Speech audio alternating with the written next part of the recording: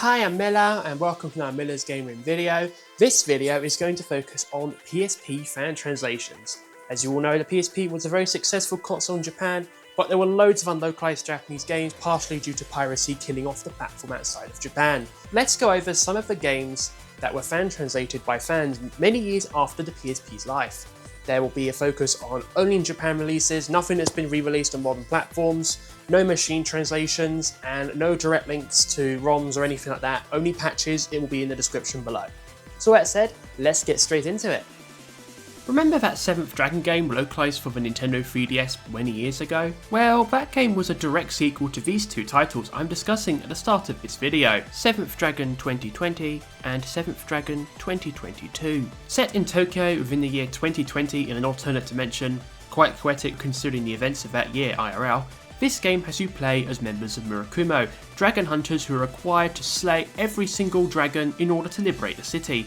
This title is a hybrid between traditional RPGs and dungeon RPGs. You can create your own cast of party members, akin to wizardry, who all have both portraits and 3D models. They participate in turn-based battles with badass music composed by Yuzo Koshiro, as well as exploring the labyrinths in fully rendered 3D. The gameplay was praised, unsurprising given the pedigree of the developer Imaki Pok, and further cemented 7th Dragon as a cult classic franchise back in the day. 7th Dragon 2022 is also a direct sequel to 2020, which is unique for the series. So, why were these titles not localised? The main reason, which will be recurring throughout this video, is that by the time these games came out, the PSP was almost dead outside of Japan. Additionally, the licensing issues caused by having Hatsune Miku appear in the games, alongside the lack of localisation for the previous 7th Dragon title for the Nintendo DS, meant it likely wasn't commercially viable to localise these titles. Hence, fans therefore had to step in order to translate these two titles into English. These titles were translated by a group called K-Speak into both English and, surprisingly, Russian. These patches have been widely available for many years now, and therefore are popular titles among fan translation enthusiasts. Given that SEGA is unlikely to return to this franchise given this series is officially finished, alongside all of their other current in-development reboot projects, these fan patches are your best option. When Nihon Falcom was forced to move over to consoles in the mid to late 2000s, this small but iconic developer settled on Sony's PSP. While they originally started by just porting everything they made on PC, they soon began to develop all new titles for the ground up for the PSP. One of these games is Ys vs Trails in the Sky Alternative Saga. This crossover fighting game, inspired by the likes of Smash Bros and Dissidia Final Fantasy, combines the worlds of characters of Ys with the Legend of Heroes. You pick a character from this roster, and then you go and fight other characters from these two worlds and more. There's a story mode and local ad hoc multiplayer with 5 difficulty settings, so there's plenty of content for fans of Falcom to get stuck into. Interestingly enough, there's also a support character system where you can allocate characters to an AI in order for them to fight alongside you. Some of these characters come from other Falcom games, like Jirayo and Chris from the Gagav trilogy, as well as Gurumins from, well, Gurumin. It's the closest Falcom has ever gotten to a fighting game crossover title all of their own. So why wasn't this game localised? Well, given the history of Trails in the West, that part is pretty self-explanatory. Additionally, given Ys 7 was quite underappreciated for the time, and arguably still is, it's unlikely name recognition alone would sell this title, although that hasn't stopped other developers from releasing their crossover fighting games over here. The popular fan translation group Geofront translated this title into English. They published a full fan patch for the game online in October 2021, meaning this classic title is finally available in English. To this day, it remains a unique oddity in Falcom's library. It's the only Trails game developed by Falcom to not receive an official English localization, as well as the only crossover title with another flagship franchise from the developer. Unless Falcom ever decides to re-release the game in Japan, it's unlikely we'll ever see this title officially. However, I personally would love to see an expanded re-release or even a full-on sequel, with characters across all of Falcom's franchises, as well as future Ys and Trails games. Ridge are one of the more obscure visual developers in Japan. Despite having been around for over 20 years, they are most well known outside of Japan for 2 otome games. One of these is Bakumatsu Renka Shinsengumi, which came west for Switch and PC a few years ago.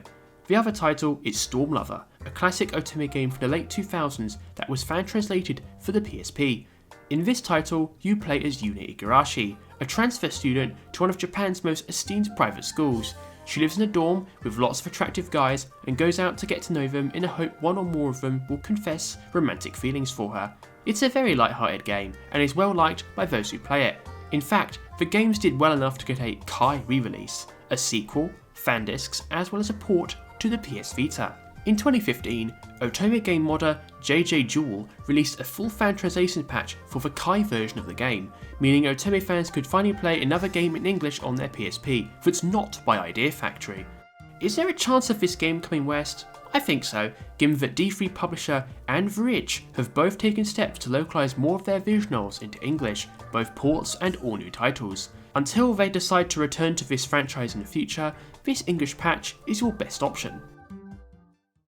Time to make a trip back to the land of controversy for this game. Wait, a Shiren game is controversial? We'll get to that. Shiren the Wanderer 4, The Eye of God and the Devil's Navel is the fourth mainline title in the Shiren series, which is itself a part of the wider Mystery Dungeon franchise. The game originally came out for the DS in 2010, before receiving an enhanced PSP port in 2012. The gameplay is as you'd expect for a Mystery Dungeon title, although given this was the fourth game, it does lack the refinements found in the newest entries. So why wasn't this game localised? That became obvious in early 2024, once fans released a full patch for the game online, and this is also the reason why I've not gone over the game's story. Within the first hour, you find the inhabitants of the island Shiren and Copper are shipwrecked on are stereotypical, racist depictions of native and indigenous tribes. One way this is obvious is because they threaten to burn Shiren and Copper at the stake, as well as various stereotypical depictions throughout the prologue. This is quite shocking considering how recent the game is, alongside the pedigree of the writer Masato Kato, who has worked on the likes of Final Fantasy XI and Chrono Trigger. I'm confident in stating that any company who considered this game for localization back in the day had to pass on this title the moment they discovered this content exists. Not localizing controversial content is the job of localization companies, especially back before Japanese developers made their games with a worldwide release in mind and preemptively chose not to follow this kind of path. Additionally, the late release of the PSP port likely also contributed to this game's fate, as even without the controversies, it's unlikely this game would have been profitable. Could this game come back one day? Following the success of the newest Shiren the Wanderer game, it is possible. However, Spike Chunsoft will have no choice but to amend the racism within the game's story. It's a huge shame this whole situation is even a thing, because the quality of the game is overall good otherwise. However, in this case, not localising Shiren the Wanderer 4 is the correct decision. Moving away from that controversial binfire, we have a game that's quite the opposite. Ever 17, The Out of Infinity is a visual novel developed by Kid and is the second title in the obscure Never series. It was released for multiple platforms in Japan throughout the 2000s. In this title, you play as Takeshi Kuronari and The Kid, a mysterious amnesiac boy who are trapped in an underwater theme park alongside many other guests. Everyone has to find a way out of the park within 119 hours, as that's when the park is scheduled to implode. It's a very high stakes story, and it became an early classic in the visual novel genre outside of Japan. Hirameki International, a now defunct visual novel localization company, localized the title for PC in 2005. This game also helped kickstart the popularity of Kotaro Uchikoshi, one of the co-writers for Ever 17, who later created the Zero Escape series with Spike Chunsoft.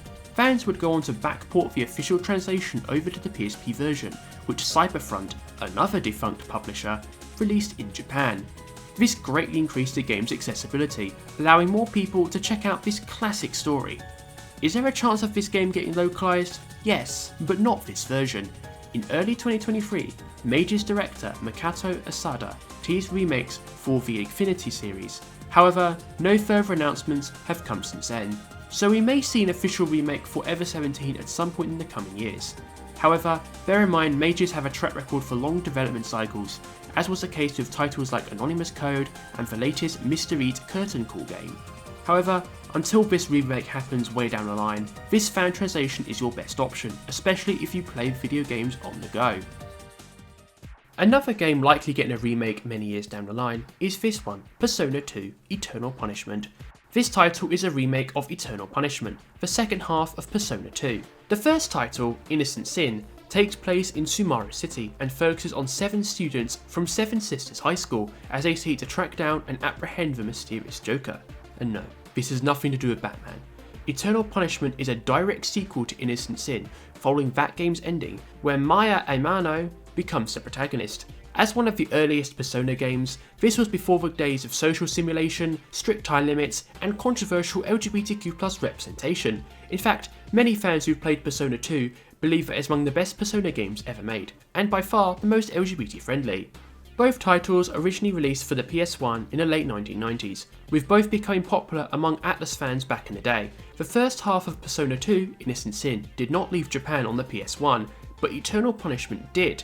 When these classic games were remade for the PSP in the early 2010s, in a huge twist of irony, the exact opposite happened. So why did Innocent Sin get localised, but Eternal Punishment not get localised on PSP? Well, we don't exactly know.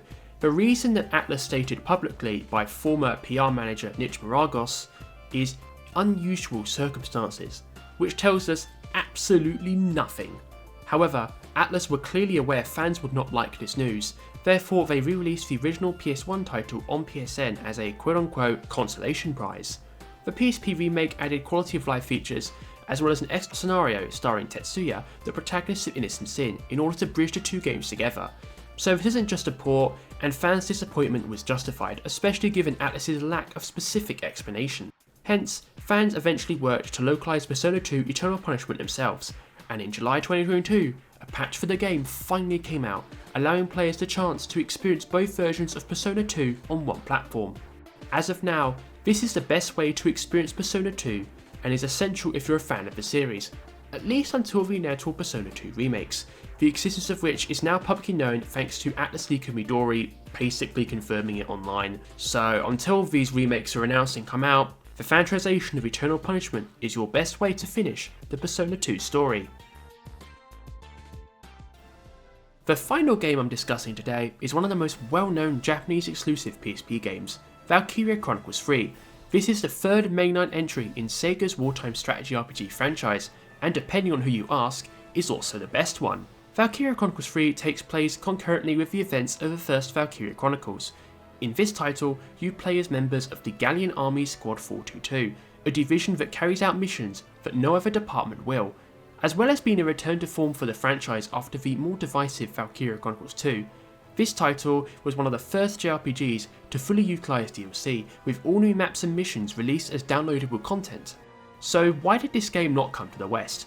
Simply put, Valkyria Chronicles 2 did not sell enough to justify the cost of localising Valkyria Chronicles 3. Sega's then manager of console sales, Hiroshi Seno, confirmed this directly himself in a 2012 interview while in Singapore. Which, fair play to him and Sega for explicitly deconfirming this game for the West. I really wish more companies would do this rather than say nothing and leave Western audiences with false hope as a result of the silence. Another positive is that this official deconfirmation indirectly gave fans the green light to localise the game themselves. In 2014, fans released a full English patch for the Extra Edition version of the game, bringing it to the worldwide market. It's considered to be among the best games across the entire franchise even to this day. While Sega should have localised this game for the fans, their decision does make sense from a financial perspective. Given that Valkyria Chronicles was a declining franchise at the time alongside it being trapped on the PSP, I'm not surprised they chose to pass on localising this third title. However, in recent years, Valkyria Chronicles has somewhat been on a redemption, with the all-new Valkyria Chronicles 4, a remaster of Valkyria Chronicles 1, and the more divisive Valkyria Revolution all coming out in English for multiple platforms. So maybe in the future, Sega might return to this game too. It's more likely than 7th Dragon at least. Anyway, that's going to do it for today's video. I could easily make a part 2 because there are so many more games I've not touched on. Let me know if you want to see that in the comments below. Have you also played any of these games? Let me know in the comment section below, as I'd like to get round to some of these titles. Also, I haven't talked about Grand Knight's history in this video, as I already touched on it in my recent Vanillaware retrospective video. Go check it out if you haven't already. And also, please like, comment, subscribe and become a channel member if you want to and can afford to do so. Thank you so much, have a lovely day, bye bye.